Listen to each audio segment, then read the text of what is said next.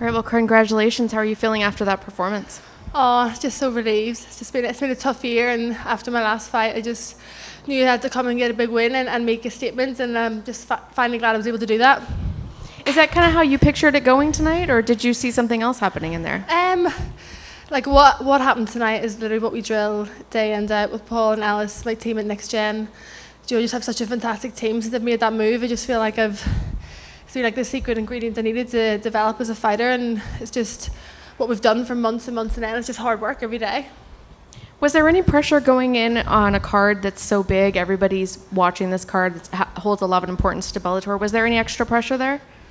I think it was because a lot of people felt I won that last fight, and the female featherweight title fight was tonight, and I kind of had a bit of a chip on my shoulder. It should have been me fighting, so yeah, I did have pressure, but I think I finally believed in myself and my team, and we've had such a strong camp, and was able to finally kind of show that performance.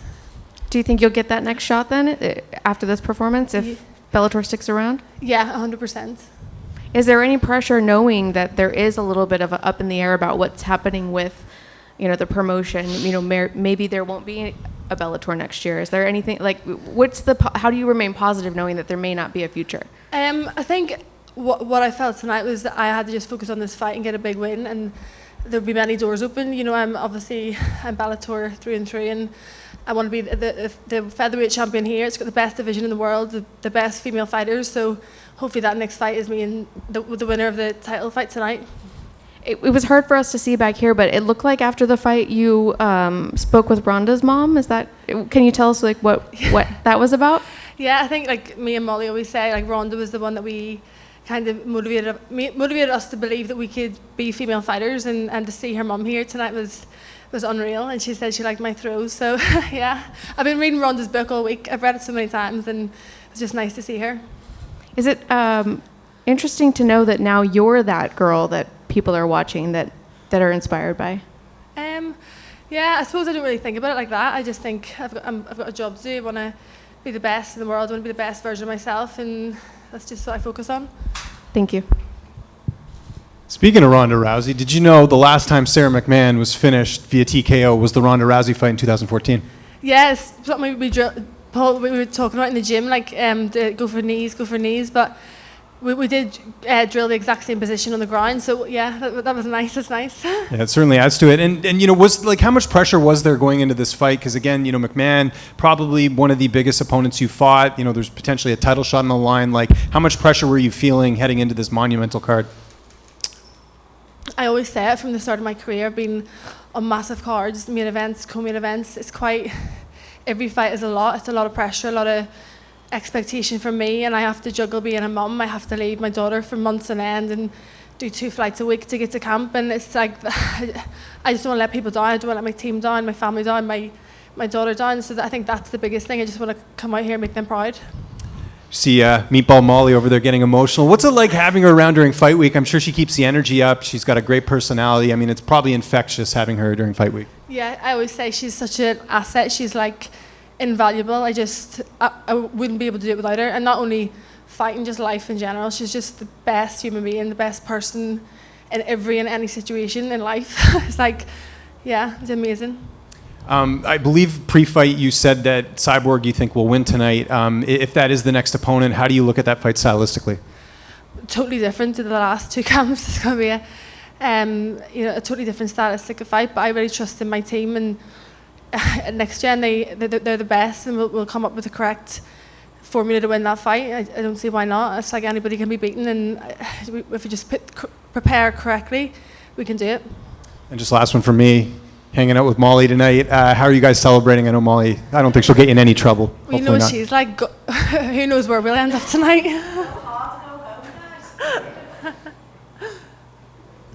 Hey, how's it going, Leah? Good. MMA Locker Room, part of Pub Sports Radio. I just got a few questions for you. So it seems like before your last fight with Kat Zingano, you were doing a lot of commentary and stuff like that and studying fighters. You actually said when I spoke to you about her, you studied her like a nerd. Did you do the same thing with Sarah McMahon this time? Yeah, our team, we do breakdowns. We watch a lot of our opponents at this level. You can't really just go in and wing it. You have to know their strengths and what they're good at, and it's at the highest level. So we had to do a lot of wrestling. Shout out to my training partner Jake. He's here. Comes and gives 120% every single day in every single session. So we did so much work in camp for this fight stylistically. And then this is your first ground and pound finish. So after getting that first ground and pound finish in Bellator, do you feel a little bit different afterwards? Do you feel like you want to do that McGregor walk or stroll or anything? So what was that last bit? This is your first ground and pound finish in Bellator. Do you feel a little bit different after getting that victory? Does it make you want to, maybe walk up and do that McGregor strut roll? No. It's just something we've been working on in camp, being a bit more vicious and looking for the finish, and rather than submissions or stuff like that. I think it's what Paul, my coach, have been working on, is trying to be more aggressive on the ground and not worry about passing too much. Just trying to land big shots on the ground. And it seems like you're a trendsetter, not just in MMA, but in the fashion too. Seems like when you showed up to that Dublin event, you definitely had the outfit on that had everybody's eyes turning. So is there anybody that gives you like stylistic tips like that, or any tips you got for any women out there in the world? No, I have the most boring life ever. I sit in my apartment or I'm at the gym, so I'm always looking for, if I get one night out a year, I make sure it's something nice. But thank you, that dress is my favorite. Leah, right over here, congratulations. How do you put into words a night like tonight? Louise Mackay walks out there right before you're fighting. You got your BFF Molly in the corner cheering you on, and then you pull this off against someone who's such a veteran in Sarah. I mean, how does one even tell that story like next year? I don't know. This has been such a hard year for me. I think I've seen some of the darkest days, and just to keep pushing through. And Molly's such an inspiration. She's come through so much in life that nobody knows about, and just being around people like her makes you believe you can just keep going no matter what shit life throws at you, and no matter what people do to you, you can just keep coming back and proving them wrong. Can I ask, what are those personal battles, week to week leading up to a fight? Because on the outside, Leah McCourt, she's got the documentary that aired on BBC and obviously was in big fights. And, you say that this was a tough year. I mean, just what are some of those things you had to overcome to get here? I could be here all day talking about it. It's a lot emotionally. Obviously I'm a mum. I've been through a lot this year, but just keep trusting God and His plan, and keep believing that I'm here for a purpose. And I just want to inspire other people to just not give up, and no matter what shit happens, just keep going, keep pushing forward. Two final words from me. There's always a lot of talk about how hyped the crowd is at the 3 Arena in Dublin, but these last big fights been here in Southern California.